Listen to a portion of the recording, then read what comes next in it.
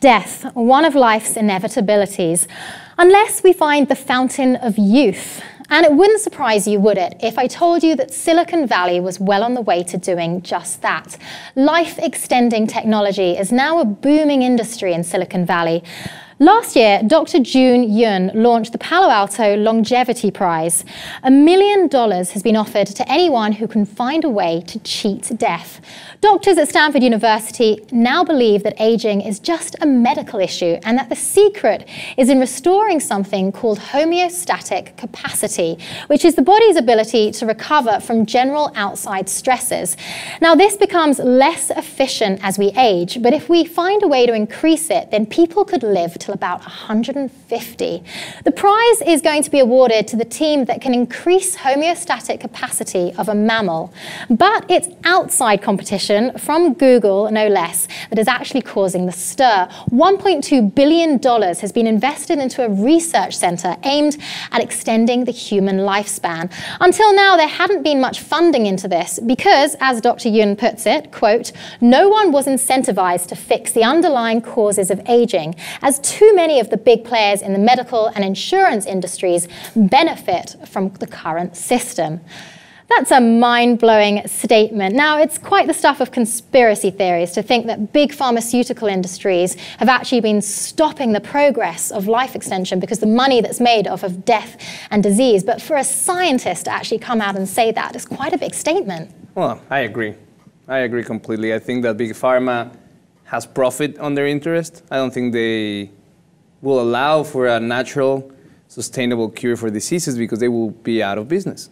You know, we see it over and over with different diseases, different vaccinations, where they are trying to create this loop, where if you start on some medication, then you will end up with the next one, and you end up in the next one, and the next one.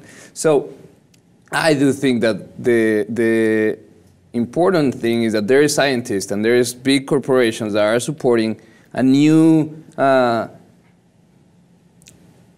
mental or a new way of thinking health. Before, it's all about fixing what is broken. If you were sick, you will go and you'll get medicine to get better. Now, the whole point is to enhance when you are okay. If you're not sick, let's keep you there, let's fine-tune you so you don't get sick and you don't have to go through this process of medicines that will damage some part of your body, will heal the other, and it will just be like a snowball. Well, it does seem quite strange that with all the advancements in medical technology that we've yet to actually make much headway with this. Would you live till 150 if you could? Bill Gates came out and said that it was egocentric. And, you know, there are diseases out there, like malaria was one that he referred to, that, you know, we haven't properly got a way to cure it. And so, if wealthy people are able to invest in life extension, is this just narcissistic where there are so many other diseases out there? I think it's, as you said, these initiatives are coming from a very special place in the world, Silicon Valley, where things that were supposed to be impossible are being shown possible. So, yes, to a certain extent, it is egocentristic to say, I want to live for 150 years, and I don't care if there's regions of the world that life expectancy is on the 30s. But if you see history, we've seen that life expectancy has been growing, and we've been fixing problems that will show other problems down the road. Once we fix the heart issues, then we start seeing a lot more cancer, because the life expectancy, when we fix these heart issues, grew. So I see it very possible that we see improvement that allows us to live longer. I think nowadays a lot of healthy people are living well into their 80s, 90s, being very physical, very active and very bright. So I wouldn't be surprised that in the next 20 years we see an advancement. One of the main theories behind this is Ray Kurzweil, a futurist, that has this idea of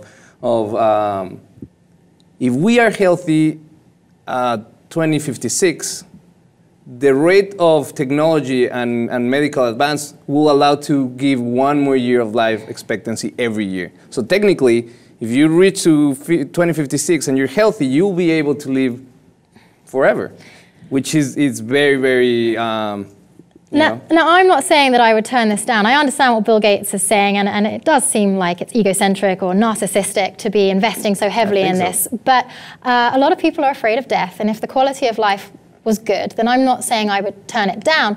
However, this does create a big problem for the world's population, because as it even stands at the moment, the world's population is set to increase by about 30% by 2050, and we're already running out of resources, we're already running out of our food supply.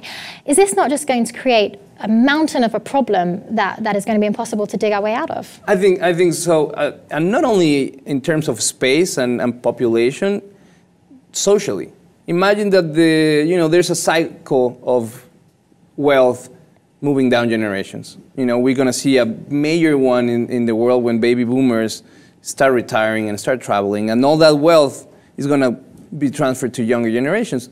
If we start seeing people living well into their 150s, then it might economically come into a very fixed situation where people will not have advancement because people will be able to work for longer, so positions won't get vacated by retirement. So what is that going to happen? Like everything is going to seem slower in development, in social development, the longer we are in this earth and we keep the positions and the roles that we play. So I think that you're right. I think that we haven't even done any philosophical or sociological research on how this will impact our society when we decide to live longer, we decide to embrace all these technological and medical advancement. What is it going to happen to society? The rate of technological advancement, as you say, is progressing so fast. It's alarmingly self-destructive.